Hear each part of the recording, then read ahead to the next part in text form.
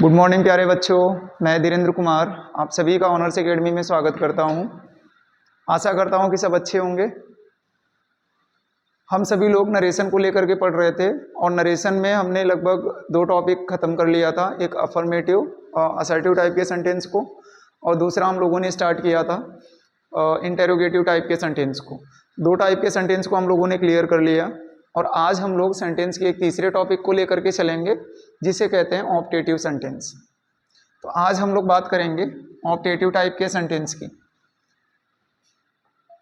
Optative type के sentence की optative sentence इसकी बातें करेंगे बेटा। हिंदी में इसे कहते हैं इच्छा सूचक वाक्य। हिंदी में कहते हैं इसको इच्छा सूचक वाक्य। तो सबसे पहले हम ये समझ लेते हैं कि ऑप्टेटिव सेंटेंस कहते किसको हैं। तो ऑप्टेटिव सेंटेंस की अगर बातें करूँगा बेटा तो ऐसे सेंटेंस जिसमें हमें बेटा पता चले ब्लेस का यानी आशीर्वाद का, हमें पता चले बेटा कर्स का यानी शाप का, हमें पता चलता है बेटा प्रे का यानी प्रार्थना का। तो जब भी कभी सेंटेंस में बेटा इन सब का बोध होता है तो उसे कहते हैं हम लोग ऑप्टेटिव सेंटेंस। ठीक है। दूसरी चीज़ बेटा ऐसे सेंटेंस की जो शुरुआत होती है, जो समझने लायक चीज़ें हैं वो यहाँ से हैं, अच्छे से समझ लीजिए। ऐसे टाइप के सेंटेंस की जो शुरुआत होती है ना, जो सेंटेंस की शुरुआत होती है वो बेसिकली होती है बेटा में से, MAY। ठीक। अच्छा दूसरी चीज़ सेंटेंस के लास्ट में जब आप देखेंगे, जब आप लास्ट में देखेंगे तो सेंटेंस के लास्ट में बेटा आपको लिखा मिलता है एक्सक्लेमेशन मार्क लगा हुआ मिलेगा। ठीक है। और ऐसे सेंटेंस की अगर स्ट्रक्चर आप देखेंगे तो स्ट्रक्चर देखिए किस टाइप से होता है। ऐसे सेंटेंस का स्ट्रक्चर जब देखेंगे तो देखिए किस टाइप से होता है। सबसे पहले सेंटेंस में आपका आता है बेटा में, इसके तुरंत बाद आएगा आपका सब्जेक्ट, इसके तुरंत बाद वर्ब की फर्स्ट फॉर्म ऑब्जेक्ट, और अगर अदर वर्ड दिया गया है तो अदर वर्ड, और लास्ट में बेटा आपको मिलता है एक्सक्लेमेशन मार्क। तो ये बात रही ऑप्टेटिव टाइप के सेंटेंस की जिसे हमें लेकर के चलना है। ये जितनी भी कंडीशन मैंने आपको समझाई, यहाँ जगह देख लीजिए, ये जितनी भी कंडीशन मैंने आपको समझाई हैं, ये तीनों पॉइंट, ये सभी के सभी पॉइंट आपको लिखे मिल जाएंगे बेटा, लगे हुए मिल जाएंगे। कहाँ जगह? रिपोर्टेड स्पीच में। और इन्हीं चीज़ों को लेकर के हम आगे अपना इनडायरेक्ट स्पीच को बनाना सीखेंगे। तो यहाँ तक की बातें कर लेते हैं, एक बार आप नोट डाउन कर लीजिए, फिर बात करते हैं आगे। चलिए देखिए, ऐसे सेंटेंस जब आते हैं, फॉर एग्जाम्पल में एक सेंटेंस समझाते हुए मैं इसके नियम की बातें करूँगा। जैसे मैंने एक एग्जाम्पल यहाँ जगह लिखा, मैंने लिखा अब सेंट या अ प्रीस्ट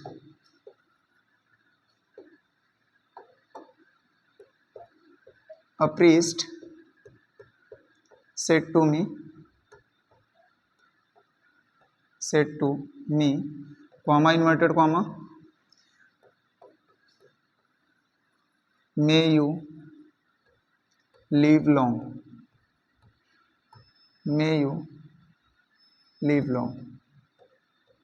और यहाँ जगह आपने क्या लगा दिया? इन्वर्टेड कॉमा बंद।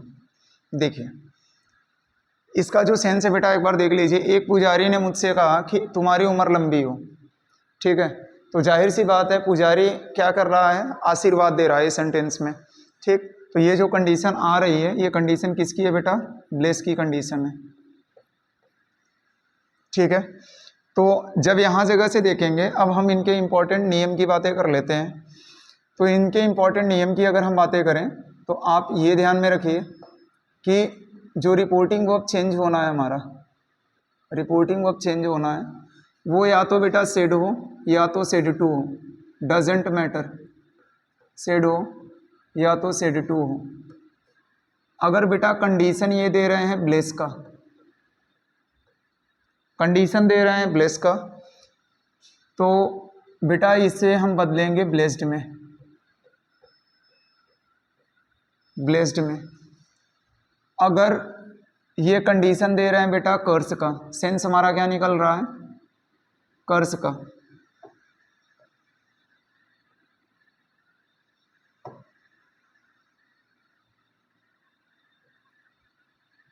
अगर ये कंडीशन हमें कर्स का दे रहे हैं तो इन्हें हम चेंज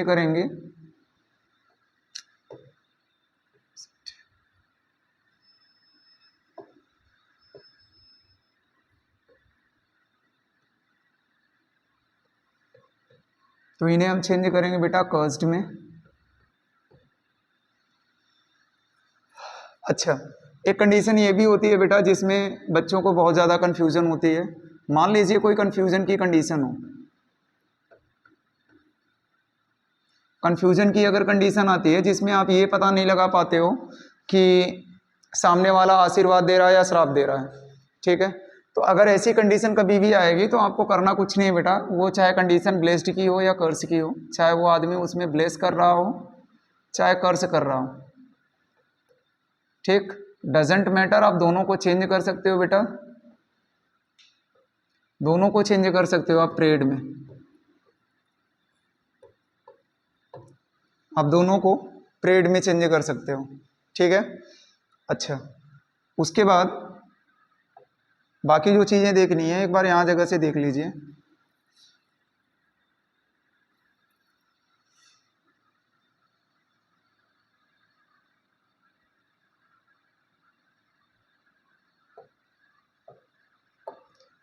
देखिए हम यहाँ जगह कॉमा और इन्वर्टेड कॉमास को हटाएंगे, रिमूव करेंगे और इनकी जगह पर बेटा यूज़ करेंगे कंजंक्शन दैट का, दैट कंजंक्शन का यूज़ करेंगे।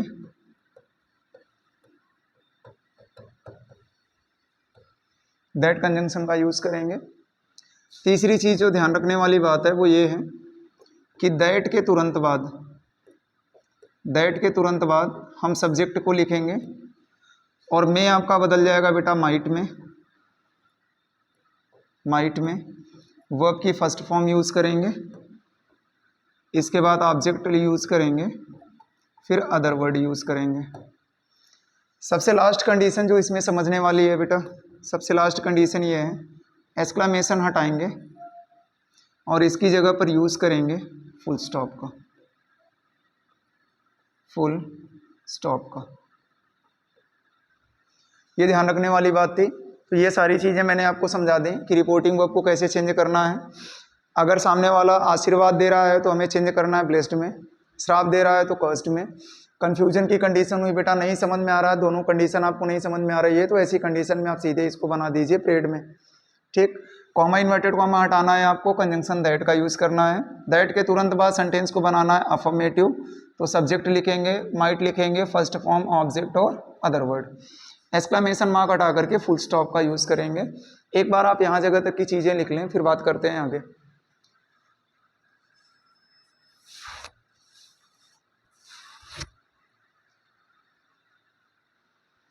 चलिए देखते हैं थोड़ा सा आगे। अब जो कंडीशन अभी मैंने लिखाई वही कंडीशन से हम ये सेंटेंस को बनाना स्टार्ट करते हैं। देखिए जैसे यहाँ मैंने लिखा अ प्रीस्ट सेडिया सेटू को बेटा सामने वाला आशीर्वाद दे रहा है तो मैंने अभी आपको समझाया ब्लेस्ड में बदलेंगे, blessed me, comma inverted comma हटाइए, कंजंक्शन यूज़ करिए दैट का, यू हमारा सेकंड पर्सन है, ऑब्जेक्ट के हिसाब से बदलेगा, तो ऑब्जेक्ट पे मी है, मी का हम सब्जेक्टिव के से उठाएंगे तो आई हो जाएगा।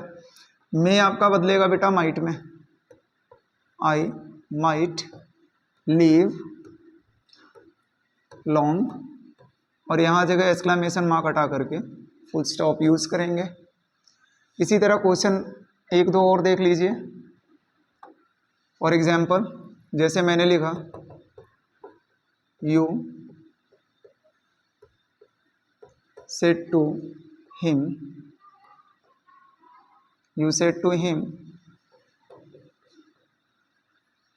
मे यू डाई सून। उसने मुझसे कहा कि तुम जल्दी मरो। अब जैसे ये कंडीशन हुई तो इस वाले कंडीशन में अगर देखेंगे तो बेटा ये हमें क्या दे रहा है, कर्स यानी श्राप दे रहा है।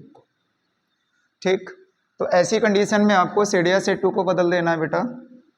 ऐसी कंडीशन में आपको सेड या सेड टू को बदल देना है कर्स्ड में, cursed him, comma inverted comma हटाइए, दैट लगाइए।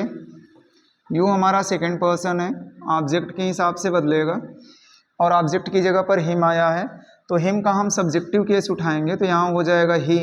में आपका बदल जाएगा बेटा माइट में, ही माइट डाई सून। एक तीसरी कंडीशन एक और एग्जाम्पल देख लेते हैं जिससे चीज़ें क्लियर हो जाएं। एक और एग्जाम्पल देख लेते हैं। For example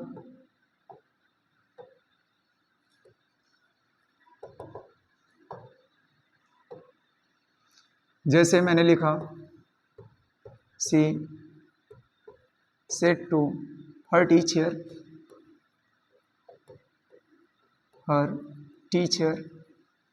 comma inverted comma, may I come in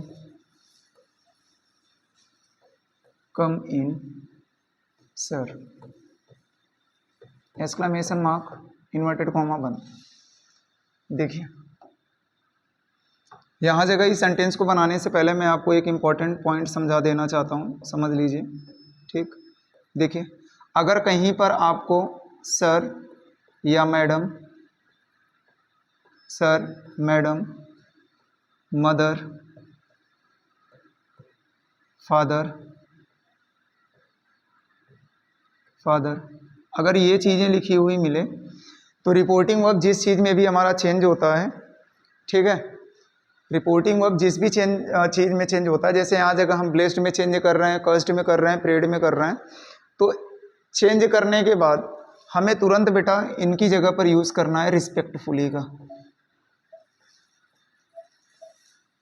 respectfully का। ठीक, रिस्पेक्टफुली का यूज़ करना है। और दूसरी चीज़ कि इन सभी वर्ड्स को रिमूव कर देंगे, सर, मैडम या मदर, फादर, इनको बेटा हमें क्या कर देना है, रिमूव कर देना है। इसका ध्यान रखिएगा। सेंटेंस में आगे ये चीज़ें और मिलेंगी तो मैं अच्छे से ये चीज़ें समझाऊंगा। देखिए जैसे ही हम इनका इनडायरेक्ट बनाएंगे तो इनडायरेक्ट देखिए इसका क्या बनेगा, सी प्रेड, जैसे अब ये चेंज हो गया तो यहाँ जगह सर लिखा हुआ मिला था तो इसके तुरंत बाद हम यूज़ करेंगे रिस्पेक्टफुली का, prayed respectfully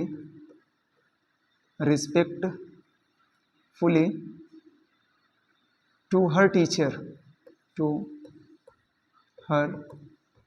teacher, comma inverted comma हटाएंगे, कंजंक्शन यूज़ करेंगे बेटा दैट का। आई हमारा फर्स्ट पर्सन है, सब्जेक्ट के अकॉर्डिंग चेंज होगा, टीचर। अब जेंडर नॉट डिफाइन है बेटा तो यहाँ जगह ही भी ठीक है, सी भी ठीक है, तो यहाँ जगह जो लिखना चाहो लिख दो। मैंने लिखा ही, में बदल जाएगा आपका माइट में, ही माइट कम इन, और यहाँ जगह बेटा लगाएंगे फुल स्टॉप। तो आई होप कि ये सारी चीज़ें आपको अच्छे से समझ में आई होंगी, ठीक है। तो अब कल जो टॉपिक चलेगा बेटा वो एक नया टॉपिक चलेगा, एक नए टॉपिक पर हम लोग बातें करेंगे और आशा करता हूँ कि सबको यहाँ जगह तक की चीज़ें समझ में आई होंगी। कल फिर मिलते हैं अपने इसी टाइम पर। सबको शुभ रात्रि, गुड नाइट।